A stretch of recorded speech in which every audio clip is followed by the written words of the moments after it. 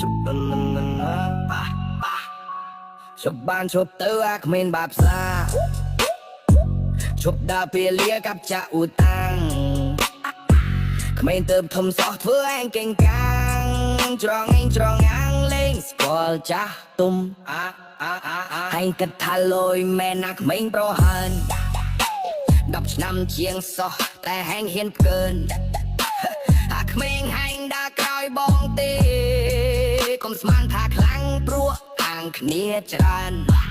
បងកាត់បាក់ពួតដល់លេងជាក្រុមបងទួចបងធំប្រុងព្រៀបពេញភ្លឺហើយដឹងខ្លួនទេមកអាដងធ្វើមេរោគអាស្រូវក្នុងសង្គមជាតិអេជេប្រតិចដាសាដល់ពូធ្មើងងាយមើលថោកដល់ម៉ែដល់កាត់មកជាងនោះមិនមែនដងទៅកែខ្លួនវិញទៅអានិតគ្រួសារកុំមកក្នុងខ្សែកុំមកអំណាចជីវិតមិនវាស់ដោយកណ្ដាប់ដៃ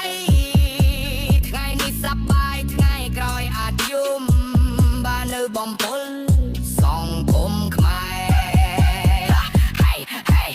ហែងអាំងមានខ្នងមានខ្សែអ្នកធំហែងប្រមូលភ្នំមើងងាយអ្នកខ្សោយជីជន់ធ្វើបាបហែងគិតថាលុយមកអាមកខំញាក់មិនពាន់គេចិត្តខ្មែរកំពុងតែតាមទីគីគ្នាសិក្សាវិជ្ជាជួយដល់សង្គមតែហែងគិតអីចង់ធ្វើបងធំបំពុលសង្គមមកគ្មានចំសៀតបាទថ្ងៃនេះហែងនៅតែដើរខំភ្លឺថ្ងៃស្អែកជីវិតអាចជួបទុកធំមិត្តភក្តិគ្នាបែកបាក់គ្នាអ្នកជួបជុំសល់តែទុកធំដែលយំតែក្រោយឪពុកណៃខំលំបាចិញ្ចឹមសង្ឃឹមឲ្យកូនមានថ្ងៃកាងកានកុំយកអនាគតទៅព្រោះអំណាចសា